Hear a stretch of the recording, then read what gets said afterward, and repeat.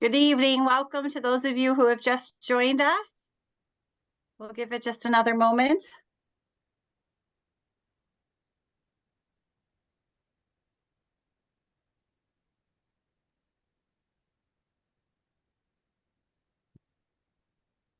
Good evening. Welcome. We'll get started in just a moment.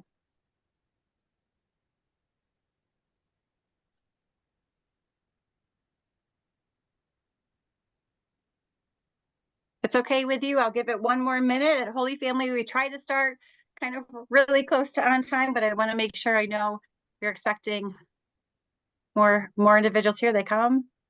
Just want to make sure we get everybody on. We are recording this too, so if you have to step out at any moment, feel free to step out. We will have this recording available shortly after this evening.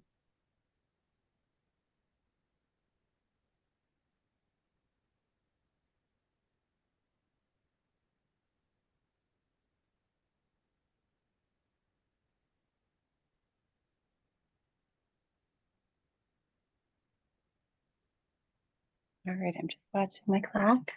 Thank you for joining us. We'll get started in just a moment.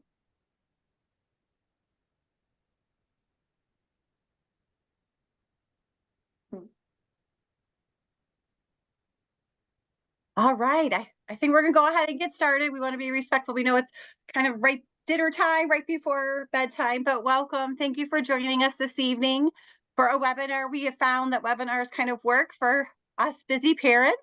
So we hope this format works well for you. We're always available to have any in-person meeting that you would like. We'll introduce ourselves in just a moment. But tonight is an overview of our Academy's preschool program. So we'll talk about our 2, 3, and 4-year-old program. Just get this here to. All right. So we would like to welcome you. My name is Kate O'Brien. I'm the principal at Holy Family Catholic Academy. I'm in my 11th year as principal, and I also taught kindergarten for a year, kind of in between. So I have background in teaching preschool, kindergarten, first grade, second grade, fourth grade, and being a principal of preschool through third grade building, and now our 2-year-old preschool through 8th grade building. So Holy Family is just a wonderful place, as we hope to share that with you this evening as we talk about our community. And I think we would all say it's the people that make it such a special place. I'd like to introduce Laura Clark, our assistant principal. Hi, I'm Laura Clark. It's nice to meet you. I've been with Holy Family. This is my 10th year. I love my job. I love what I do. I love the kids, and the staff and the community is truly, I say this every time I speak to somebody, it is my favorite place and my favorite job, but it is my most favorite people that I've ever worked with. Great. Thank you, Laura. And we have our International Baccalaureate coordinators, Katie Bird and Ellen Trandell. Would you like to introduce yourselves, please? Hi, my name is Katie Bird. Oh, we talk for each other. That's how we work around here. My name is Katie Bird. I'm the IB coordinator, and this is my second year doing that, but this is my 16th year in education. I've taught from junior high, language arts, science, math, social studies, and preschool, 4-year-old preschool myself. And I have 4 boys, and 3 of them, one just graduated from Holy Family last year, and 3 of them are there now. So I too, like Laura and Kate, love it being here. So nice to meet you all. Say hi. Hi, my name is Ellen Trandell. This is my second year at Holy Family. I'm an IB coordinator with Katie, and I also teach 6th grade ELA. And last year I taught 5th grade. Thanks, Ellen. And we have one of our preschool team members with us, Sarah. Welcome. Hi, welcome. I'm Sarah Tomsovic. This is my second year working at Holy Family, but about my 16th year in education. I spent time previously working in preschool, kindergarten, and as an administrator for a school in Chicago. Thank you. And we have Deb Atkins, who you probably all know and have received emails from. Deb, would you like to share any more about yourself? Yeah. Hi, everybody. I'm welcome to Holy Family. I've been here much longer than everybody else. I was here when the school started, and my kids were some of the first ones that went through Holy Family. So that's when I started drinking the Kool-Aid and realizing what a great place it is. Thanks, Deb. So we're doing our evening's presentation in a webinar format. So Mrs. Clark is going to be monitoring chat and the question section. So we will have an opportunity. We'll talk about some frequently asked questions at the end, some questions you may have already reached out to Mrs. Atkins or us about. And then if you have any additional questions, we will open it up at the end, but you're welcome to add questions to the chat or the Q&A, and Mrs. Clark will be monitoring that through it. And if it fits appropriately, she may add those in as we go, or we may save those for the end. All right, let's get started. So a little bit about our preschool. So we're an International Baccalaureate Primary Years Program school. And with the IB program, which Mrs. Trandell and Mrs. Bird will speak about in just a moment, that really starts at our 3-year-old program. And that's because there aren't a lot of 2-year-old programs in the IB world. Our 2-year-old teachers are familiar with the IB program. They've participated in some of the training. They use the language about our learner profile and are part of that. And you'll hear about our 2-year program. It's very much inquiry based as it is. And so that really starts, you'll see kind of more the formal structure of IB that starts in our 3-year-old program. So we are proud that we are one of the, the only IB school in suburban Chicago. We are lucky to have a partner at St. Matthias, which is in Chicago, the city, that is also an IB school. So we're lucky to have 2 schools within the Archdiocese, but we're very proud that we are the only one in the suburbs. So we're going to share a little bit about that program with you. And I'm going to lead it off to Katie and Ellen. Okay, so we get asked a lot, what does IB mean? And it's, as you see right here in this cute little picture, it's an instructional framework versus a curriculum. So HFCA's curriculum is obviously standard-based, and we do meet and exceed all of our early childhood development standards. But the framework itself relies on the worldwide best practices. We get to meet with these preschool teachers 4 hours a month. We get to collaborate with them in best practice, and it is based on your children being in an environment of play-based, hands-on, and age-appropriate, which that means that your children are going to be exposed to critical thinking. At it sounds crazy at a 3-year-old level, but as you see this little girl right here, she's where Ellen and I had this crazy idea, but we helped create, Ellen, help me out here. We did, what do we do? Ornaments. Gingerbread ornaments. There they are. And even though you were making gingerbread ornaments with a 3-year-old, we were talking about the form of and that's one of these huge key concepts of IB, is to teach conceptually. And so these kids were learning that gingerbread man has a head, 2 arms, and 2 legs. And we talked about the word form, and they were getting it, and they were understanding if they put 2 heads on it, it's no longer a gingerbread man. So it just creates this solid foundation of thinking and understanding, which again leads to that critical thinking skills. And they're awesome. And as Katie will share in just a moment, there's different transdisciplinary themes that our units fall under. So just like Katie said, it's a framework. So when you go from IB school to IB school, like there are IB schools in Ethiopia, IB schools in Dubai, those schools will have to follow whatever their country or state's curriculum might be. So we follow the early learning standards, which we'll talk about shortly. And as we go through the grades, the Archdiocesan curriculum, kindergarten through 8th grade, but it gives us a framework. So we make sure that we're covering all of our standards within our units. So here's an example of early learning standards from the state of Illinois. And I think what we really want to share within our preschool program is there are so many different dimensions and differentiation within the program, because our students are coming in at different ages. While we do our best to kind of have a classes, if we have 2 of each certain program, we'll make sure we have, we have students that are that have birthdays across the entire year.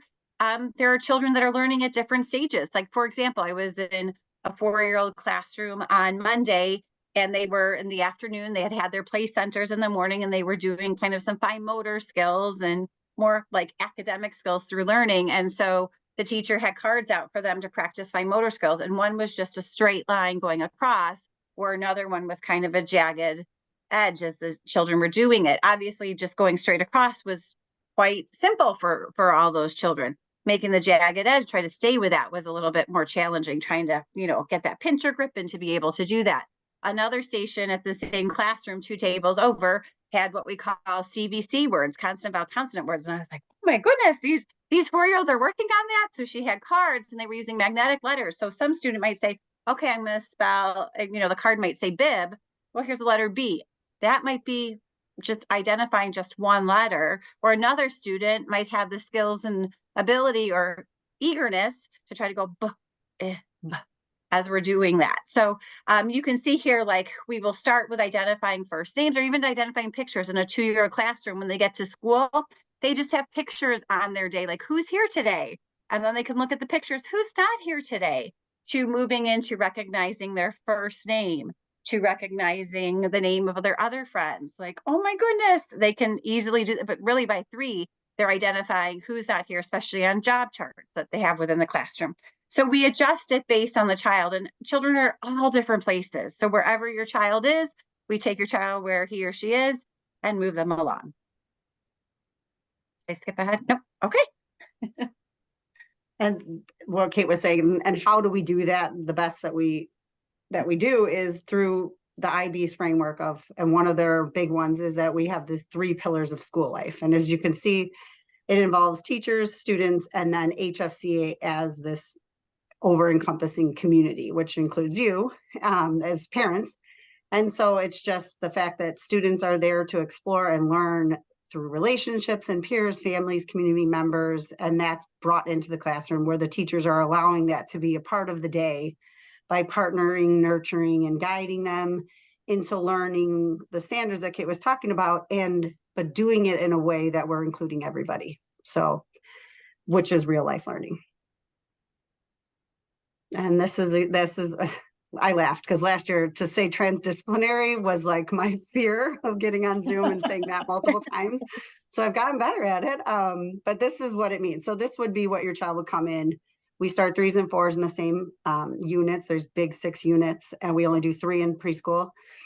And we move. So who we are is this big picture. And how do we teach that is through these transdisciplinary approaches. See, so this is where the planning on the back end happens. These teachers come in and they do all this hard work, and they make sure that the environment in the classroom is set up so that the kids can come in, and when they're playing and they're learning, we know what they're doing, but it looks like play, but it's set up so that we're hitting everything, reading, writing. As you see who we are, they're reading books about what I like about myself. They're doing graphs about their similarities and difference of their eye color, their hair color in math. They're writing words about themselves. They're drawing pictures. They're singing songs. They're learning Spanish. Coach Red and Jim talks about self-awarenesses and what you like and don't like in 4 corners. And then in social studies, we talk about that worldly approach of like finding similarities in schools all around the world, or what people look like all around the world, and how, and the kids, it just seems to work, which is awesome. And then we move it to kind of like, I would say just a little bit of like the holidays. I think when Katie was a preschool teacher a couple of years ago, around the holiday time, the families were talking about their family traditions. And in the class, whenever students was saying, well, my family makes tamales for the holiday season, another one's like, well, mine does too. So again, making those connections with one another. It's just so exciting to watch. It is. Just the only thing I wanted to add is that this transdisciplinary approach is exactly how adults solve problems. We don't just look at one specific area of an issue. We look at all the issues. That's how we're going to get the right answers. So that's kind of how I see this as building that critical thinking skill, because they're considering more than just one subject at a time. You don't read this, put that away, next day read this. This is about looking at a whole project and looking and increasing your knowledge and applying that knowledge to these issues.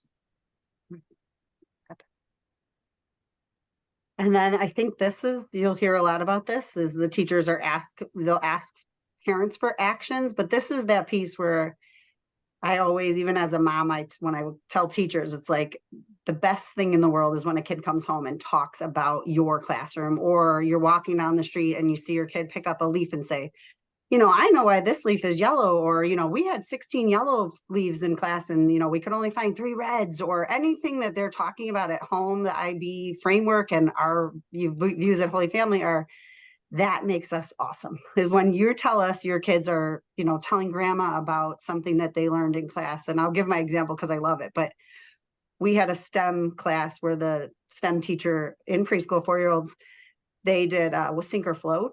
And I had a mom email me and said, you know, my bath time went from 15 minutes to an hour because we had to find everything in the house that sank or float. And I, as a teacher, I just felt like I won. And that is our approach, is to make sure that they are doing actions outside of the building, because then that stimulates that they're learning and not just regurgitating, they're actually learning. So, and And that's we a see huge this piece. through the years too. I think that's a piece. Like I think back to a student who's now he's in 8th grade. And I think when he was in 3rd or 4th grade, they were talking about taking care of the environment, and they found a tire on the side of the road. He's like, what is this tire on the side of the road?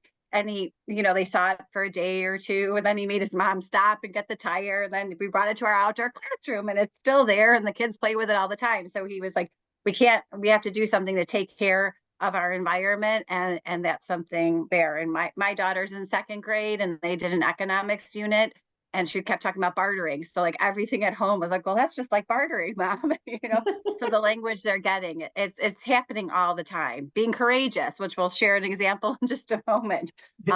That's a common one at the start of the year, because preschoolers are very, very courageous. I mean, just even to separate from you, is we talk about that being courageous. Like that's for some students, that's a really big step in their milestones.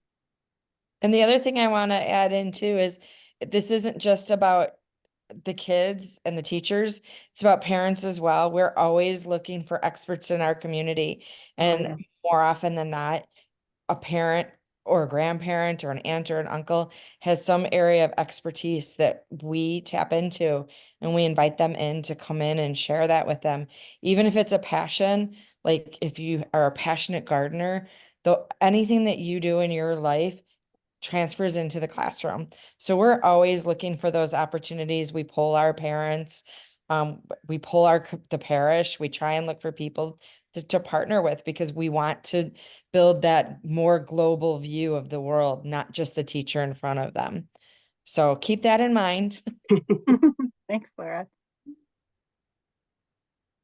Okay, so these are when we talk about learner profiles, these are the learner profiles. And I think the best way that I explain it to people, or try my best, is that no matter where you go in the world, the most successful people will follow these profiles. Like, in order to be successful, no matter if you're in, Inverness, Illinois, or in China, or in South America, or wherever, you have to be balanced. You have to understand that piece of, life balance, and caring, courageous, reflective. All these things are what IB says, no matter where you are, like that framework Kate was talking about, where you could pick up from Holy Family and go to another school, and they will use these words. Their students will also be learning about being open-minded, and what does that mean, and not just what it means, but how to be it. I think that's why I get so excited. It's like, we're not just saying, okay, this is what an open-minded person is. That's great. We are teaching them how to be open-minded, how to be principled. What does that mean? Take the time to teach them. And even in 3-year-old preschool, we're like, we'll show you in a second, being courageous. Like it's just that awesome viewpoint of a kid feeling good because they are courageous getting out of the car when they look like little babies when they come. The whole school uses the same words. Whether you're in 3-year-old preschool or 8th grade, you use the same words. It has different meanings. So as Kate was saying, to be courageous for a preschooler is no tears. I came right in. I didn't cry. But to be courageous for a 5th grader might mean admitting I made a mistake. I own this. I made a mistake. I'm going to do better. But it's always that language used in an age-appropriate way that the kids start using and start understanding it. And what we've really found out is we know they get it because they're usually telling on their siblings. Mom, she is not open-minded because she didn't try the broccoli, but I did. So they really know how to, it's the appropriate use of the words. So we like to hear that. And Ellen, I don't know if you want, but this is an opportunity where I think Sarah, this is in your room, where we pushed in as the IB coordinators, and we just did a little cute activity where we were trying to teach the kids through, real world examples. And we read a book, Jabari Jumps, and it was something as simple as, I think that's just a stool that we took, Sarah, isn't it? Yeah. And we talked about the kids Jabari is such a cute book, and it talks about how he was afraid and he was nervous and then blah, blah, blah, but he finally jumped. And again, just the mindset of a 3-year-old is so awesome, and a 4-year-old is that we put this little stool out and they were like afraid to jump. They were Jabari. And I was like, no, it's okay. We're going to jump. And then there were kids who said, I'm not jumping. I'm afraid. But then their classmates cheered them on. And by the end of the time, I was just in awe of how cool and cute they were and how really they understood that sometimes you're not, but you might stand in the back, but then you watch other people and that's okay. And that's kind of how the whole courageous, and you see one of these little cuties he talks I will about. try. I just realized Okay. I probably forgot to press the one button for sound. So if you can't hear the sound, let me know. And I apologize because I'd have to log off and do all Oh, that. no. I realized that after the fact. No sound. No sound there. Okay. Yes, I'm courageous because I'm just like Jabari jumping in the pool. So that's what he was saying. Like, so we would go, like, tell us about a time when you were courageous. I apologize. I forgot to press that button right before logging on. Oh, it's going again. Hold on. Let me move that here. So, oh, I'm sorry. Okay. I'm going to, whoop, or is it going backwards? Okay. So now we're going to move on to sharing about what our programs are for next school year. And we always just say our classes are based upon demand. And I think what we want to communicate to you is that we've always been able to work with our families to find something that has worked for them and what's right for the children. And so with our 2-year-old program, we have a 3-morning option, Monday, Wednesday, Friday mornings, or the 2 mornings a week, Monday, Wednesday, or Tuesday, Thursday. So those are some of the options for 2-year-olds. For 3-year-olds, the Monday, Wednesday, Friday half-day program, Monday, Wednesday, Friday full day program, and 5 full days. And our 4-year-olds, we have 5 mornings. And that 5-morning program right now currently does include students who attend 3 days a week. Like I said, we're always been able to try to find a way to accommodate our families. We have 3 full days, Monday, Wednesday, Friday, and the 5 full day program. We're going to talk you through a little bit about our programs. So our 2-year-old program, I feel like I tell everyone, like, this program just will put a smile on your face.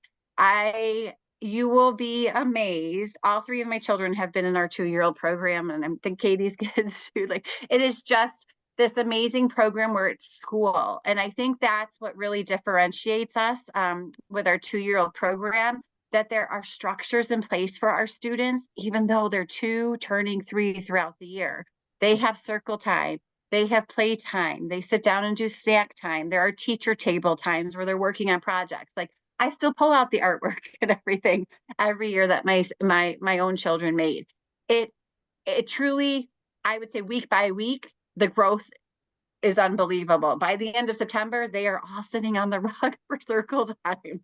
At the start, you've got some that are sitting there, maybe a minute, raising hand, talking, moving, or they're playing around, but truly, it is just, there's a lot of the play built in. And with 2s, sometimes it's just solo play. Like, they're there, they're just getting on the phone and how I call it housekeeping in their kitchen area. They might be playing by themselves independently, and then they start to say, oh, I've got classmates here, let's play with something together. But that's all age appropriate. So there's a lot of different things. Like, today was so fun for me. I know Katie and Laura saw me. They were doing, and one of our programs is doing the gingerbread man. So they talked about it. And I have a gingerbread man costume I got last year. So they asked me to dress up and have them come and chase me. So I was waiting outside their classroom. I could hear they were just going, run as fast as you can. You can't, I could hear them saying, can't catch me, the gingerbread man. And I'm there, and I'm just kind of like moving around and running in the hall. And I ran and stopped and ran and stopped. And some were scared, and that's okay. They were reluctant and didn't come, and others were ready to tackle me. They didn't tackle me, but they were close to it. But it was We were waiting for it. yeah, it was really fun. But again, we have gross motor activities. And I think another part of this time of year, it's, we've got these dreary days, but we bring our bicycles, tricycles, and ride on toys into the school building, and they ride around the halls. So we build that in. So the music is taught kind of with the teachers within the classroom. As you can imagine, in an early childhood classroom, music is a big part of the day. So they're singing a lot within the classroom, but that gross motor time is where they have a separate space that they would go to, or they might be riding the bikes in the hall. But it really, like we say on here, it introduces the culture of school. It's kind of like get used to being at school, getting used to being separated. And we kind of gradually have our students adjust to school, where they might come for an hour with you, and then they might come for an hour on their own as they get adjusted, and then they're ready to go. And I always say, parents, like the kids, some of the students are just ready to go. It's the parents who are crying, and the kids are like, see you, I'm gonna go play. But I can't say enough. I just think the growth is just amazing, and it's just so fun to witness. I will say that the 2-year-old teachers laugh every day. There's not a day that goes by that they do not laugh. And I think the other thing is that we always talk about this play-based, it's play-based, but there is a lot of science that goes behind the art of play. This is not just free-for-all play. It's a directed play. The kids don't know, but they're being directed to learn in ways that look like play, but they're learning at the same time. So there is a lot of science behind a lot of this play.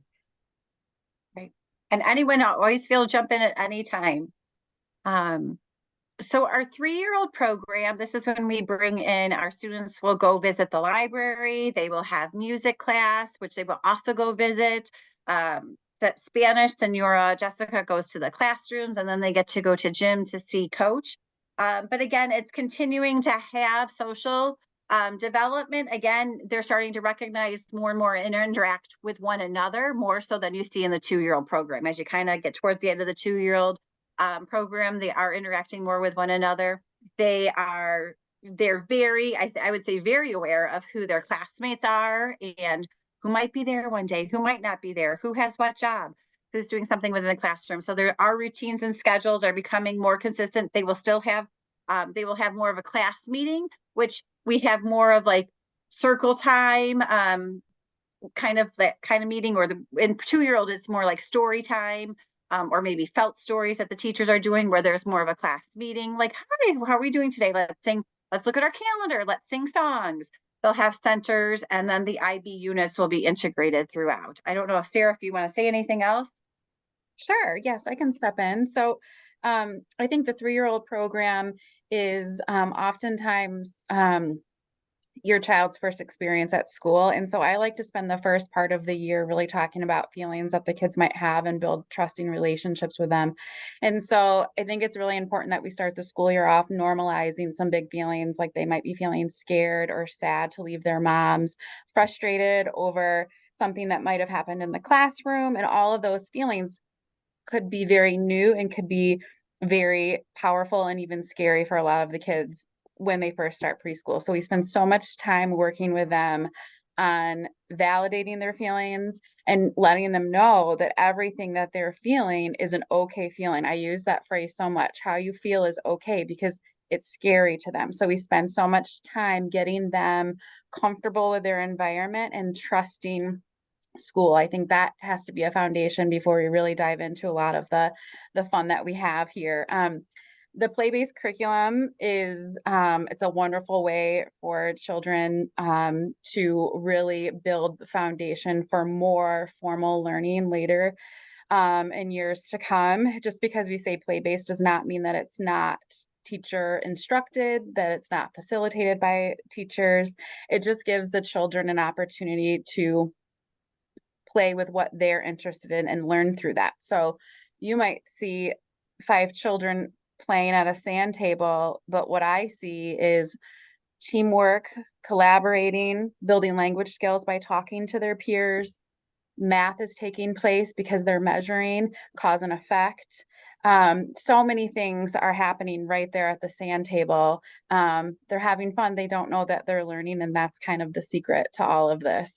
That's just one example. We have a lot of great curriculums in the 3-year-old program. The IB is the framework, but we bring in curriculums like Jolly Phonics, which is a phonic curriculum where we really start talking about not only letter recognition, but letter sounds. We don't expect mastery with letter sounds in the 3-year-old program, but it's definitely introduced. The Jolly Phonics curriculum is a whole body curriculum. And so that means that the children are using their whole body to learn letter sounds. So when we teach a sound, we're not just saying A says ah. There's a song that goes with it, and there's a movement.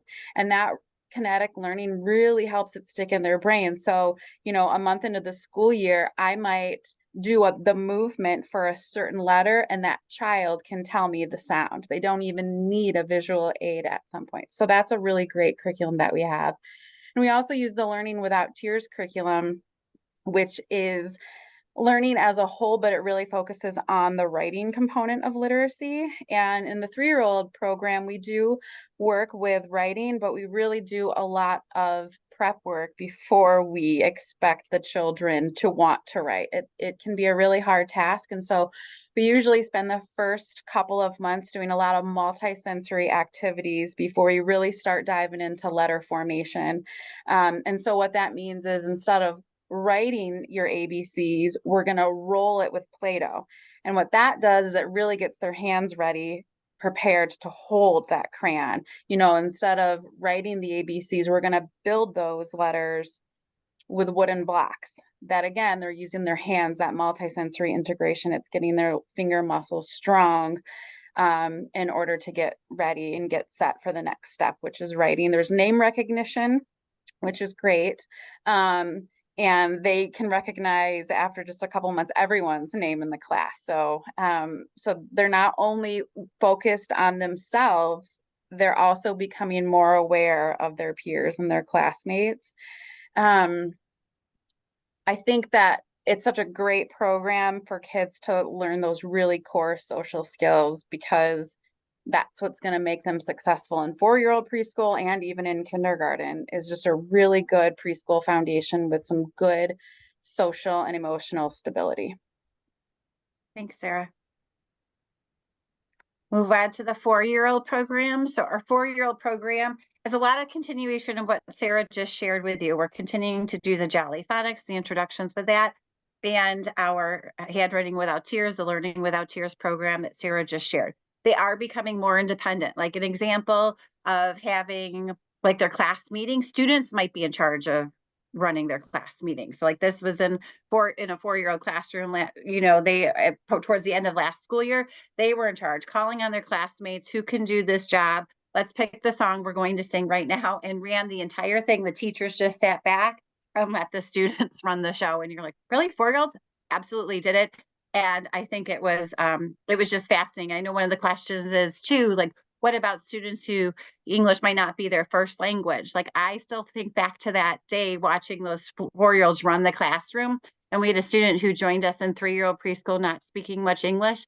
And she was fully participating in English at the end of 4-year-old preschool with everything, singing the songs as loud and proud as she could. So it is amazing. So we do welcome students of all language backgrounds. So we're continuing to build those letter sound relationships. We're working on phonemic awareness. So some of the activities we might do for phonemic awareness that's built into some of our meeting time might say, okay, say run, now change r to b. What's a new word? Bun. Or say cupcake, put that together. What word is that? Cupcake. So initial phonemic awareness sounds that we continue working with in kindergarten, 1st grade, and even in some 2nd grade classrooms. So again, the academics are continuing to be taught through play and exploration. And what's great about us, and you'll see later on too, is that we have a teacher assistant within each of the classrooms. So when we're breaking apart, like these students are playing, you can see you've got a teacher who's at a table behind there. The teacher assistant may be running to stations where they might be instructing or doing a project with some students. Again, they'll have library, Spanish, music, and PE, and that just varies based on the program. So the 5 morning program will have so many, the full day program will have so many as well. So it just depends on what the program is. So again, our unique elements of HSCA, as you probably heard all of us echo, is our teachers. We are so proud to have just amazing teachers. As you can see, this is Mrs. Lorch, one of our 2-year-old teachers. In this picture here, I always say it takes a very unique person to work with our 2-year-olds, because they're just, they're developing lots of patience, I think, when you're an early childhood teacher. But they're so excited. They're so energetic. And I think they just revel in the continued growth of the students. Even, some teachers just came back from winter break, Christmas break on Monday, like, gosh, these kids even got bigger. Like, it's only been 2 weeks. I haven't seen them in 2 weeks that I've missed them. So our teachers are just outstanding. Our student to teacher ratio. So in our 2-year-old program, we cap our classrooms at 12. So 12 students with the teacher assistant. In our 3-year-old program, that goes to 18. And in our 4-year-old program, we cap at 20. So again, I know Sarah talked about Jolly Phonics and handwriting without tears. So you can see a picture here on the right. That's Matman. That's part of the Handwriting Without Tears, Learning Without Tears program. And as Sarah said, this is part of those initial stages where you would take some of these wood shapes and create a body. And if you take those wood shapes apart, they will help to form letters. Like if I took half of that face there and took a straight stick, I can make the letter D.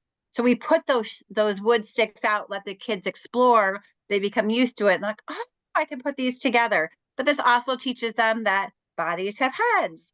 You know, there's a song, Matman, I can't think of it. You probably know it off the top of your head. I have 2 ears, 2 ears, 2 legs, 2 legs. As you go through the, not in that order, of course, but in, for that body. But we also have parents who, some are former teachers or some are just parents who love to volunteer that come in to do the monthly STEM classes with our students. As Katie said, there was one on sink or float. There's different activities that the parents help to plan and come in and do. And then we have our special subjects. And I don't know if Katie or Laura would like to jump in about the Museum of Science and Industry partnership. Sure. Yeah, I think Katie was, oh. you got it, Katie, go ahead. Yeah, no, Okay. you're fine. I just, of course, my camera is not working, so I apologize. You don't get to see That's my okay. beautiful face. This is awesome. We have partnered with Science and Industry, and Laura and I are on the team. And what that means is that we get to take all of our curriculum and work with the museum to make sure that we are following the best, right, Laura, if I'm correct, if I mean, like, we're following the best practices. And And we we're we get to using- enhance the curriculum with true experts in the field that is all they do. So while we might look at something and we it's looked at outside of the box, they're like looking outside of the jungle gym. So it's truly amazing the expertise that we get to share with I think there's 12 other schools that are involved, 10 or 12 other schools. We're in our 2nd year. So we get to go down and meet with them, and one of our 4th grade teachers is the lead, so she goes down several times a year to meet with all the teachers, and then we collaborate with them and share a bunch of ideas and present and get feedback. But their leadership team comes out to our school. They've been on Zoom with us, and they go over this program. It's truly one of the coolest things I've seen. They lay everything out, and everything is completely just, it's a deep dive into our science program, which is really cool. I think the coolest thing too is that the initiative handles the delivery of science education to all levels of our school. So preschool teachers are included in this, as all the way up to 8th grade science teachers. So it is a whole look. I mean, like we were saying, we're standards based. We know we meet or exceed the next generation science standards, but when we work with the Museum of Science and Industry, it helps us corral and get that delivery of those standards even more fine-tuned. Right. Every time Thanks. we build a team, we try and build our teams that represent all levels. So we try and have IB, preschool, primary, which is K-2, intermediate 3 to 5, and middle school. And then specials if it's possible to pull them in some capacity. But we're always looking to make sure we're a well-rounded team that has a solid voice representative of not only all our students, but our staff as well. And I just wanted to add here, I think what goes along with this is that when Holy Family was started, our first principal, Jean Noble, and the principal following her, Gretchen Ludwig, they created a foundation of continuous learning for the teachers. That has always been a part of HFCA, and it's something that I think we've continued through Laura and my leadership, that our teachers, that's something else I think that why Laura and I love HFCA so much is that we're always growing. So even though we feel we have an outstanding science program with the IB, we're always looking for what we can do to be better at what we're doing, to make the experience more hands-on, more meaningful to our students, and always trying to just make slight tweaks to improve. And so I think that goes along with this opportunity with the Museum of Science and Industry. It's another way for us to say, like Laura said, look at it from a different angle and how can we get better? And we are a Catholic school, but we want you to know that we love having families of all faith backgrounds. And I think that's really represented in our early childhood program and our preschool program. So please know, and even Father Terry, I was talking, our pastor today, he's like, please extend that to the families when you meet with them. Let them know that. I think it's another opportunity for us to learn from each other, about our different faiths. And if you're from a different faith background, we hope that you might come into the classroom and share what your family does at these different times of year. And we'll share what we do as Catholics throughout the course of the year. So we do have prayer as part of our day. Usually preschool might say, mornings, what is it? Morning sun, days begun, God be with us, everyone. It's tends to be one of the morning prayers here. We do talk about the different religious holidays. We talk about Christmas. We will talk about the season of Lent as we get to it, what Easter is. Like the 2-year-olds have an Easter gathering. They do an Easter egg hunt. And they will talk about it in different terms that's appropriate for the different age levels through books, through the IB units. But we do have texts. We do have kind of like a religion text, which is great because it's got a parent piece and component to it. For our 3 and 4-year-olds, we have God made everything and God made the world, God made me, kind of goes with that first IB unit we were telling you about. So it might say, like, let's look at a picture. It's very bright and colorful. You can see kind of the bottom, just those colors there are represented through this. It might say, circle the different things that are living that God created. And then there might be a sidebar for you as a family to have a discussion at home. So we do incorporate faith throughout the day in our school day. Again, a little bit more about the STEM, just like Katie was saying here, that we have the STEM monthly in-house lessons. And so again, they try to work with Katie and Ellen to talk about different opportunities, experiences that we can tie an activity into a unit. Deb, do you want to add anything else? Yeah, it's just so fun to see because these kids are natural scientists. They're always questioning everything. They like to test, but to see these little kids, this is a place where you come and think like a scientist. So they learn big words like experiment and let's take a guess on what you think might happen. But the part that I just love is that you think like a scientist, you have to look like one. So we have these little lab coats. Everybody puts their lab coats on when they're doing their experiment and they feel and look like scientists. But the thing of it is that it's all hands-on and it's real lab equipment. There's real beakers, there's real scales. You can see here, this is a glass beaker that is in front of 3 and 4-year-olds. They learn how to respect that. They learn how to do little pipettes. So it's amazing to see what they can do, and they can do an awful lot and learn an awful lot. We've gotten questions from parents calling up and say, okay, did she really learn force and motion? Is that really what you learned today? And of course she did. It was all through play with cars and trucks and things, but she learned the concept of force and motion. So it is really fun to see. This is one of the other gifts that we have is the gift of space. We're on 20 acres, so we really try to use as much of the space as possible for recreation, but also for learning. So we have a nationally certified outdoor classroom. This is the same organization that developed the Brookfield Zoo outdoor classroom. It has helped us develop that classroom on our property. But it's beautiful in all seasons. Now the kids are playing in the snow. We do have an enclosed playground just for 3 and 4-year-olds. They're welcome to use the entire outdoor classroom. Usually in the beginning of the year, they're all in the enclosed playground. But what we've learned in the outdoor classroom, we also incorporate into the playground.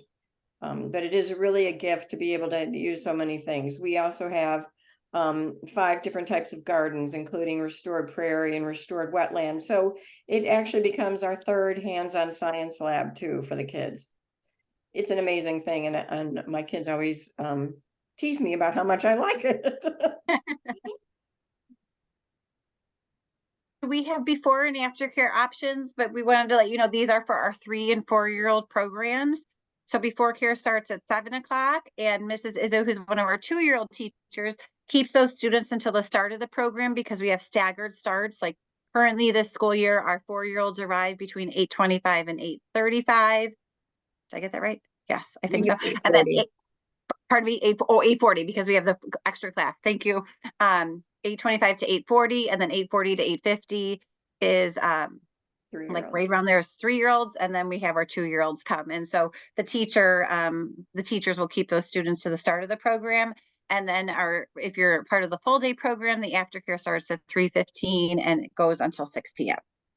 And there are a lot of early childhood students in this program, and we rotate different classrooms for that. Try to have the largest classrooms, biggest space for them to play and interact with one another. And when the weather is nice, we are outside. I mean, the whole fall, I think we were outside almost that whole time, which is just lovely, because I know as like a working parent, you might not have that opportunity to take your child outside in the afternoon. To know we try to do that and let them enjoy the time outside.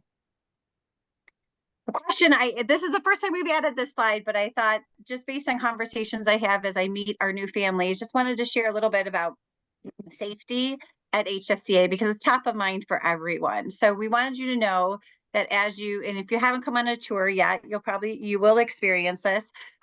We do have, and I've got a bar across mine, so if I can't see exactly what I have written down, let me know. So we have our visitors and guests. When they enter the building, you have to be buzzed into the building. We have cameras at all of our different doors, so our office staff can see who's at the door and offer you to come into the building and buzz you in. And then when visitors come into the building, they're given a red lanyard, and then they give their ID over so that we can run your ID through a system called Raptor, which checks a database of criminal and sex offenders that's updated every 24 hours. And so like it would flag if someone was not the right person, it would flag that to us.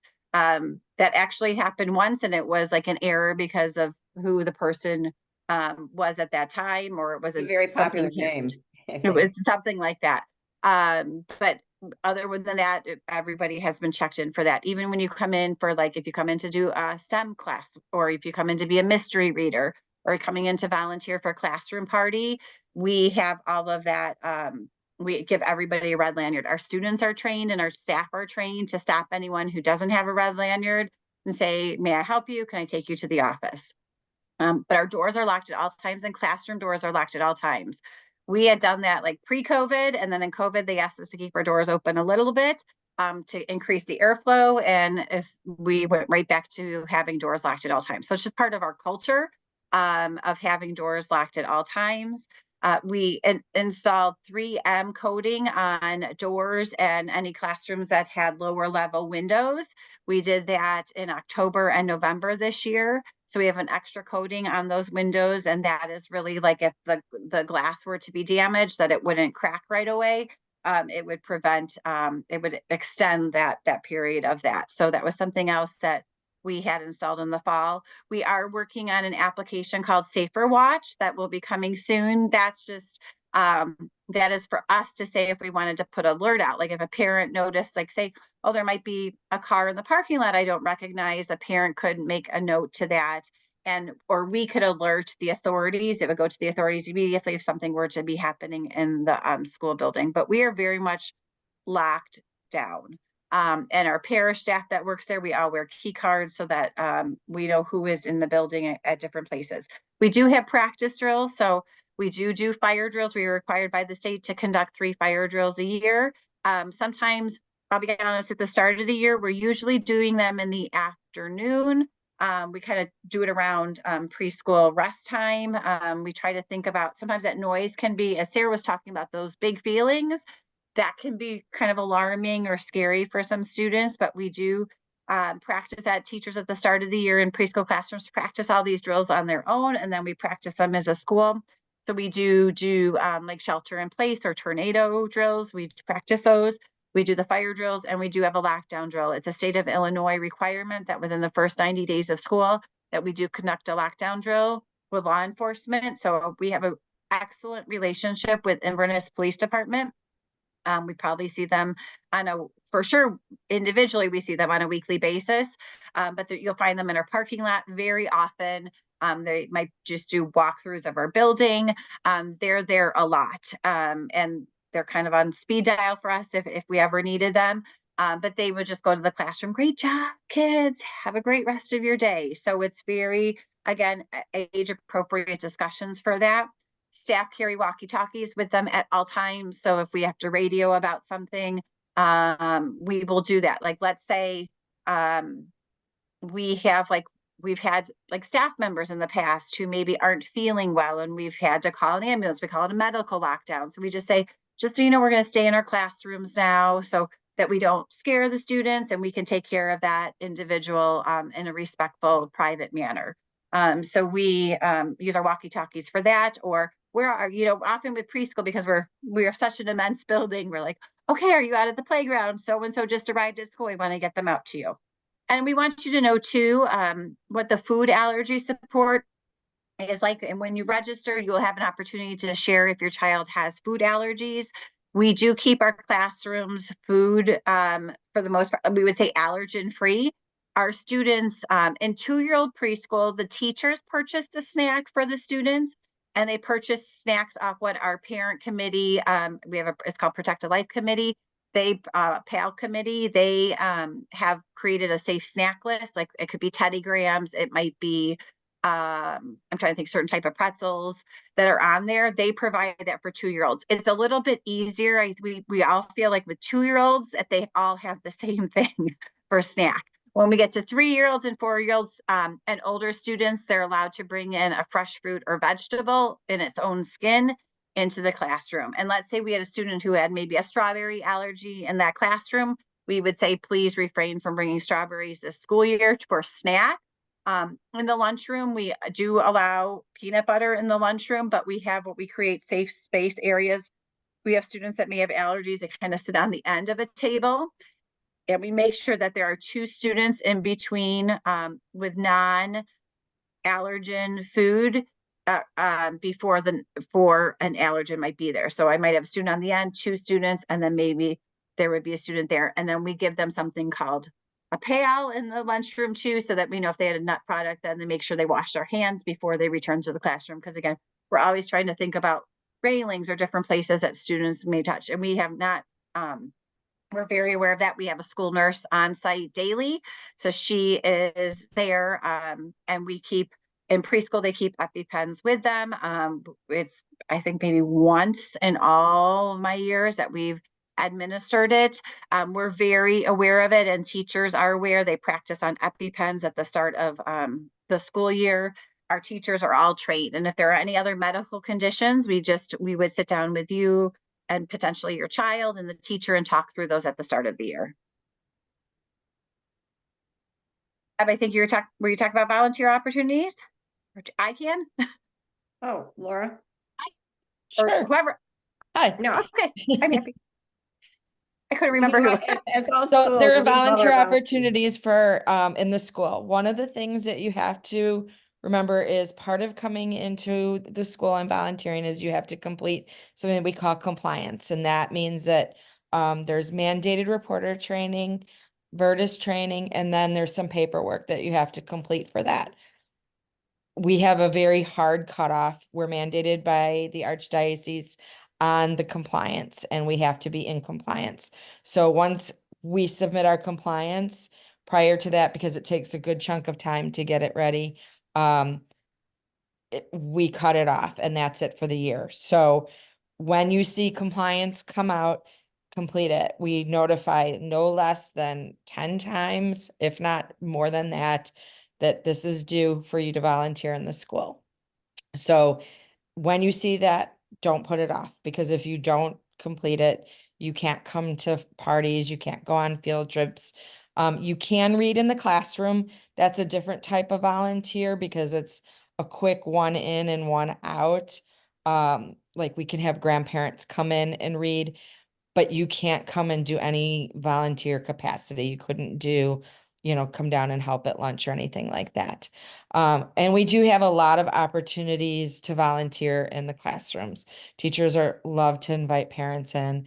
You can come in for centers where you might sit with a small group and do an activity with them. You might read a book to them while the teachers are doing something else with the kids. There's classroom parties. We have Halloween, Christmas, Valentine's Day, Easter, that you can come in for volunteers. Each classroom does something a little bit different. So it's fun because parents get to plan some of the events, but then other times teachers will plan it and then you come in and support the teachers. But there's a lot of opportunities to come into the school. And one of the other, going back to the IB as an expert, that's a great way to be able to come in and see your child and bring something to a whole array of students. Thanks, Laura. So we have different types of communication. I think we try to do our best to over communicate with our families. We have parent-teacher conferences at the start of the year in October. When I first started, they were in November, and our teachers had asked and said, can we have them earlier? And from a preschool perspective, I think what's always on parents' minds is my child adjusting? Who is my child playing with? How are they doing? But they're away from me. And that's really what the focus is, or what might be your goals for your child this year, talking through that. Then we have, teachers will have communication through newsletters. We have an application called School Rush. So here's an example of what School Rush might look like. We have an activity feed where teachers can post pictures of what's going on within the classroom. It might be the STEM lesson of the day or an activity, or maybe it's just a reminder, like, please don't forget to pack the snow gear. We're going outside for quite some time today. Preschool, it takes a lot of time to get ready. I was helping the kids yesterday, and or it was Monday, and I was so proud of them. And it was just, the independent skills that were coming with. I'm like, you put your glove, like a glove on a 3-year-old with the 5 fingers, and she was getting it all correct. So they might just say, we're going to go out because it takes a half hour to get ready, and then we'll spend a good amount of time outside. So there might be announcements that come that way, but teachers will let you know what their best way of communicating. They're always available by phone. Email tends to be like probably the most popular way to reach our teachers. We have Laura and I put out a weekly principals newsletter. So in that, we try to have timely information. So we'll have a different introduction. Like this week, it was welcoming our families back from break. We had information reminder about our parent association meeting. We had information. We have a parent, what do I want to call her? Like consultant. Like she runs a parenting group for us, an outside woman who's worked with us for 4 or 5 years. And she runs the parenting group at no charge to our families on Monday. So it was a reminder that she was in person on Monday. We had reminders about like care. We ended up saying like, we don't know the weather is going to be great for Tuesday. Just want to let you know we may have to cancel care. Please think about that. Trying to think ahead and prepare our families and give advance notice. We talked about the gala, which is March 9th, our school and parish community fundraiser. So we have all different information, and we try to tab it as what's new and what might be repeating for you. And then both our Instagram and Facebook pages are very popular for up-to-date information. We'd love for you to follow us on that so you can see what we've been up to. We try to post on there daily, and it's always changing. Like yesterday, as we talk about experts, our middle school science teacher, her son is a sophomore at Iowa State, I think, and is it chemical engineering, I think? And so materials engineer. And so he came in. So our post last night was about Charlie being there, speaking to our 8th grade students about what he's doing, applying to college, all those different things that, is not too far off for some of our 8th graders. So we like to share kind of the ongoings of what we're doing across all grade levels. And community is such an important thing at our school. We have a vibrant parent group. Before school starts, they organize a play date at the park. So nobody goes to school without knowing anybody. It'll be scheduled by age. So you'll meet other 2-year-old parents, other 3-year-old parents, other 4-year-old parents. Everybody's welcome. Grandparents can come. But even this group, then that's kind of the beginning of the year, but they'll have a mom's night out, which we always try to do right before Thanksgiving. And then they'll also they might do a paint and sip party. They might do, dad's night out. They might do over longer breaks. Let's meet at the library and bring kids. So it's always changing, but it's always really supportive, because this is a really hard job to be a parent and to be able to remember everything about school. And we always need somebody to walk with us. The other thing about community is even our little guys are part of a bigger community. And that's really something that we can offer. So this picture is a picture of 4-year-olds who were cheering on their 8th grade buddies. These girls were on the volleyball team, and these 4-year-olds made little pictures and were cheering them on. You know what, the week after, the 8th graders were in their classroom reading books to them or helping them with projects. So that kind of stuff is really goes a long way for kids feeling comfortable. And there's nothing like a little kid saying, "Hey, there's my buddy." So it is, it's really cute and a nice gesture to build community. It's my favorite part, watching the 3 and 4-year-old with the 8th. And I just have to tell a story. Yesterday or this weekend, I was at one of the basketball games, and one of the 3rd grade boys came up to my freshman son and said, "Hey, Colin," because they were buddies when he was in 4-year-old preschool, and they gave each other hugs. So it's just that to me is such an awesome, piece of preschool at Holy Family. All right. Okay, next steps. You know what? We know this is a big step. We know choosing a school is a very important step. We really want to encourage you to find out as much as possible about us. You can tune in to the church online on Sunday. You can stream the mass. You can get a culture of that parish. Like Kate said, follow us on Facebook or Instagram.